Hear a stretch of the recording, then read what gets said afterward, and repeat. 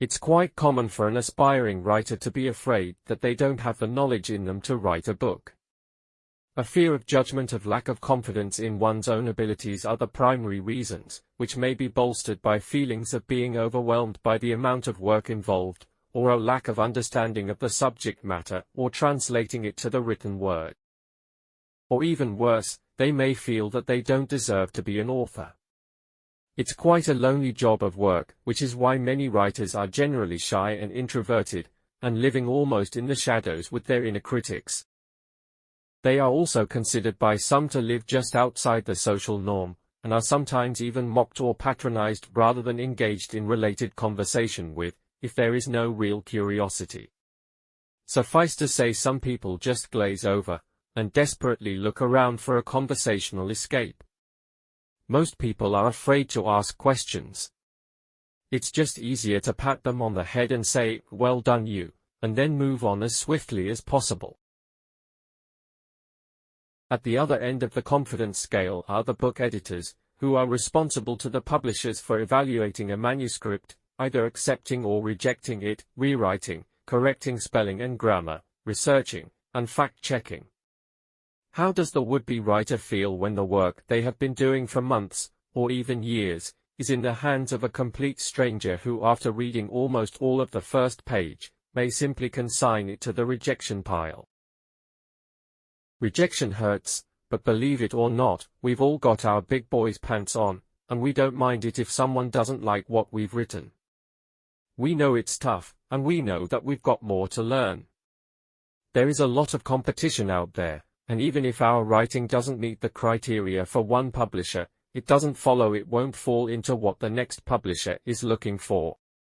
Writing confidence grows as writers learn more about the craft, but despite this, most are aware that they may never get published, but they do it anyway because they love it.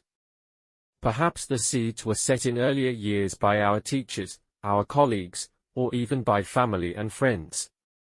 People who nurtured your idea rather than belittle it. Never compare yourself to other writers.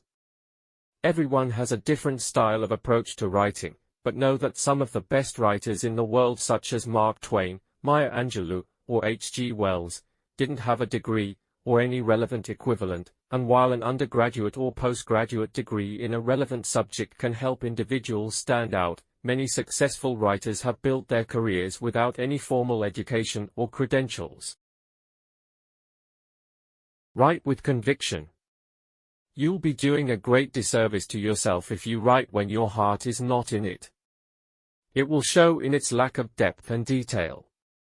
If you are struggling to gel with a story or certain aspects, take a short break. Remind yourself that if you cannot write well, you might as well not write at all for the moment. Pushing ahead can prove counterproductive, and you may end up spending more time making corrections later on, or even completely rewriting some parts of it. It takes practice and diligence to write regularly. You need to be comfortable, and with as few distractions as possible, so turn off your phone and TV. If you need a little inspiration, try some music. I have a video called Music and Writing on just that subject.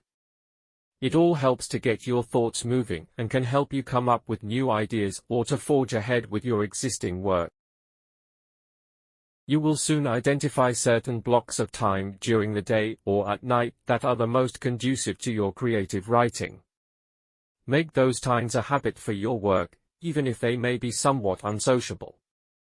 This may also mean altering your eating times, so keep an eye on the snacks, and it may also have an impact on your sleep pattern. Even if you don't think what you're writing is great, keep going.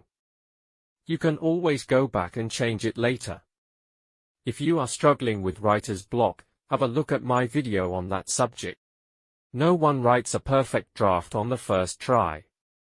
Don't be afraid to edit, revise, and iterate on your stories until you're happy with the end result. You can do this.